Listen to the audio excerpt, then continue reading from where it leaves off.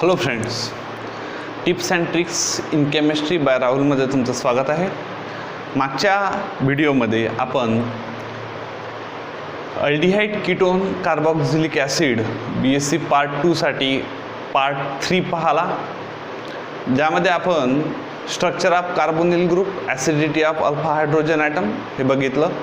आजच्या या व्हिडिओमध्ये किंवा आजच्या ह्या लेक्चरमध्ये मित्रांनो आपण बघणार आहोत की reactions of aldehyde and ketones.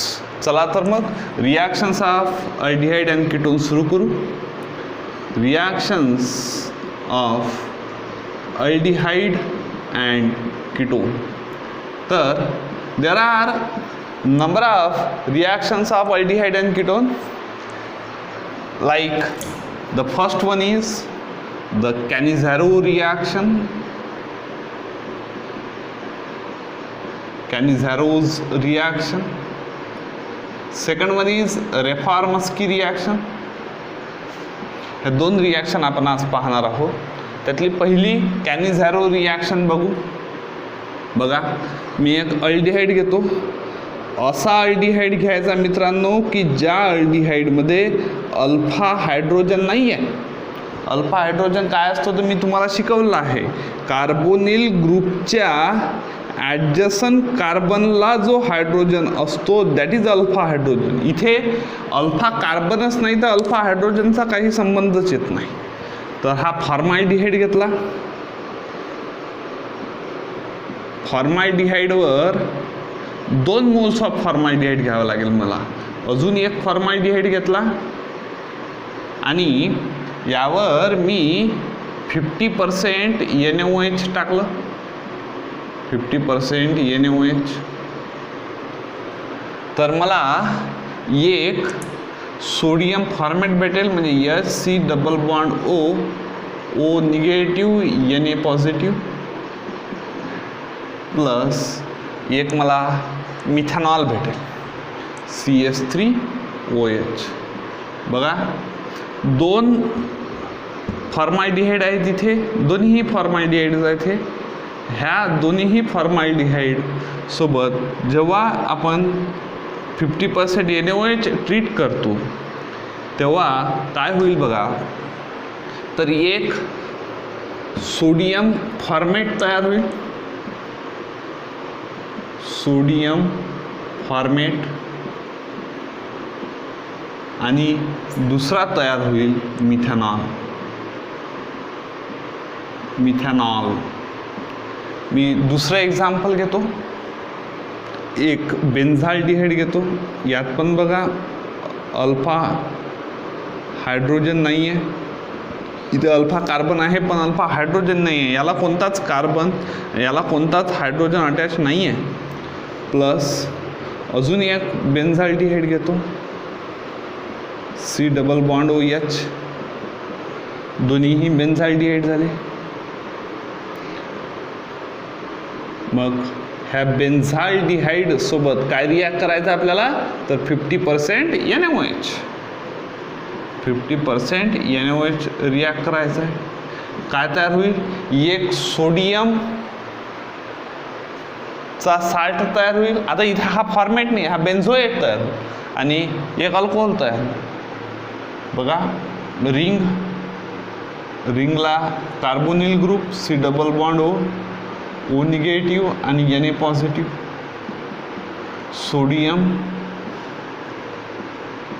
Format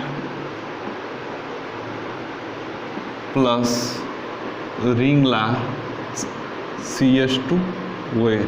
म्हणजे हा काय झाला बेन्झिल अल्कोहोल. बघा मित्रांनो, म्हणजे when 2 moles of formaldehyde react with 50% of NaOH to form a sodium format and methanol, this reaction is called as Cannizzaro's reaction. When 2 moles of benzaldehyde reacts with 50% of NaOH to form a sodium format and benzyl alcohol, this reaction is called as Cannizzaro's reaction. मग कॅनिझॅरो reaction आपण पाहिली. आता आपण cross कॅनिझॅरो reaction बघू. यातलंच आहे बघा. मी 2 moles of फॉर्मॅल्डिहाइड घेतलं, 2 moles of बेन्झाल्डिहाइड घेतलं. पण जर मित्रांनो मी 1 मोल्स ऑफ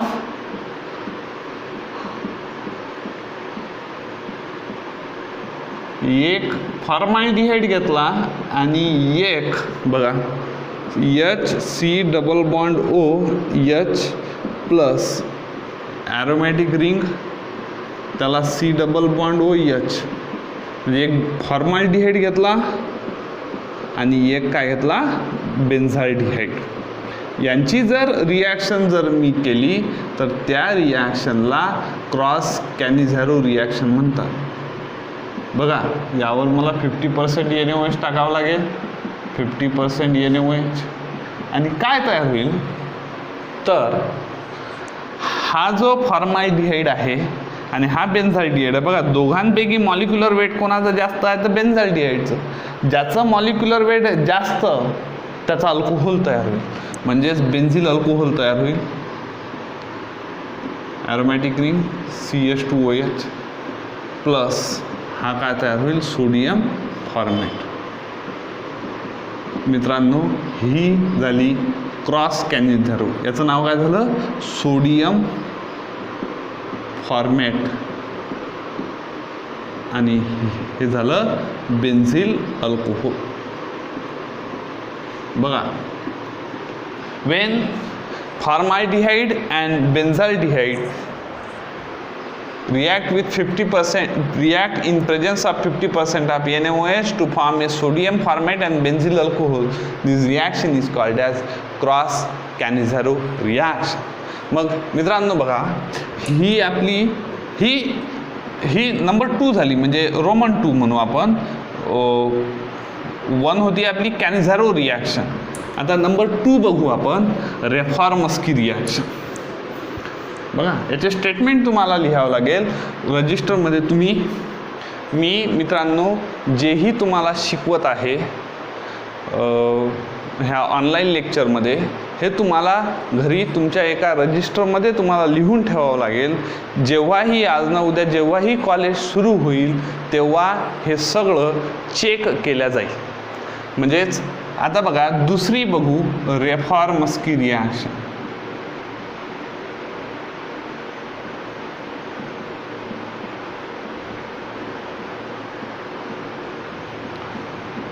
बघा ह्या रिॲक्शनमध्ये दोन पार्ट करू आपण.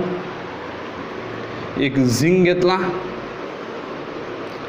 प्लस ईस्टर C≡O OC2H5 हा ईस्टर झाला. मग CH3च्या ऐवजी मी जर असं इथे Br केला म्हणजे इथं हा बघा इथे CH3 झाला असता. ह्या CH3ला मी CH2 केला आणि इथे एक Br लावला. याचं झाला अल्फा ब्रोमो ईस्टर. अल्फा पोझिशनला ब्रोमीन आहे म्हणून अल्फा ब्रोमो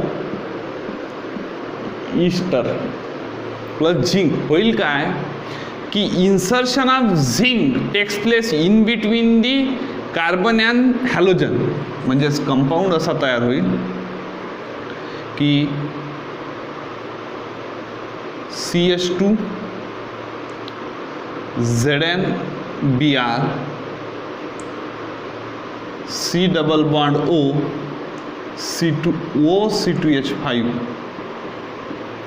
बघा तुम्हाला मित्रांनो हे कळलं पाहिजे की तिथे नेमकं झालं काय की तिथे काय होत आहे तर तिथं होत आहे की झिंक हा कार्बन आणि बघा झिंक हा कार्बन आणि ब्रोमिनच्या मधात इन्सर्शन झालं त्याचं. म्हणजे हा झाला the zinc metal the insertion of zinc metal takes place in between the carbon and bromine. आता मित्रांनो हा जो कंपाऊंड तयार झाला इट इज इंटरमिजिएट. हा कंपाऊंड कशासोबत रिॲक्ट करायचा आपण तर कोणताही एखादा कार्बोनिल ग्रुप घ्या तो मग तुमचा अल्डिहाइड असो की कीटोन असो. बघा यावर तो जर टाकला आपण CH2 इथे झिंक Br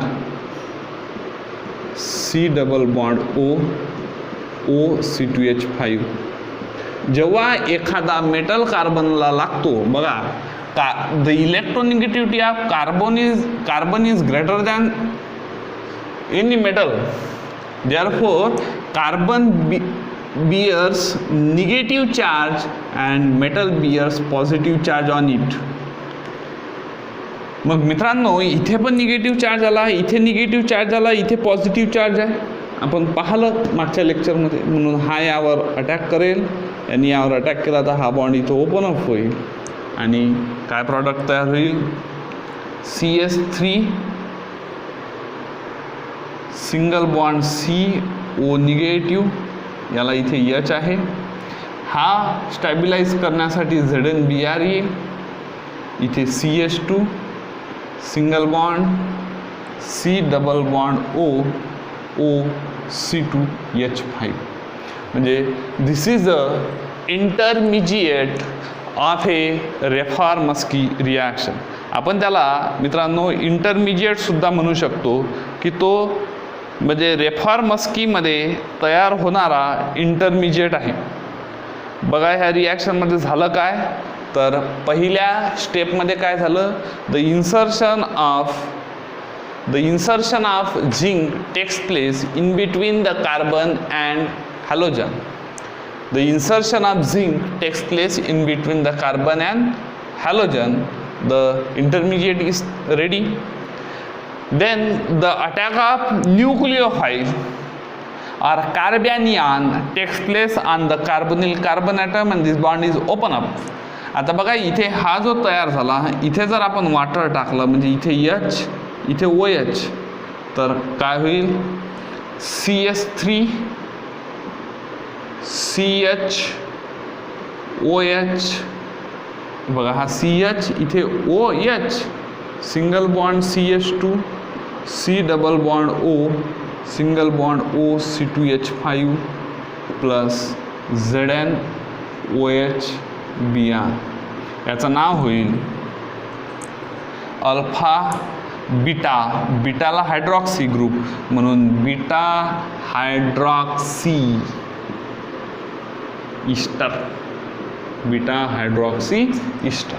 मग तुमच्या पुस्तकात मित्रांनो, तिसऱ्या सेमिस्टरच्या पुस्तकात हे इथे हा मी ॲसिटाल्डिहाइड घेतला.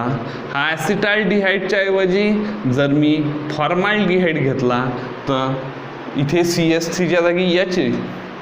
मी जर इथे बेन्झाइल्डिहाइड घेतला तर इथे CS3च्या ऐवजी फिनिल रिंग येईल. जर मी इथे कीटोन घेतला म्हणजे ॲसिटोन घेतला CS3 C double bond O CS3, तर इथे हा Hच्या ऐवजी इथे CS3.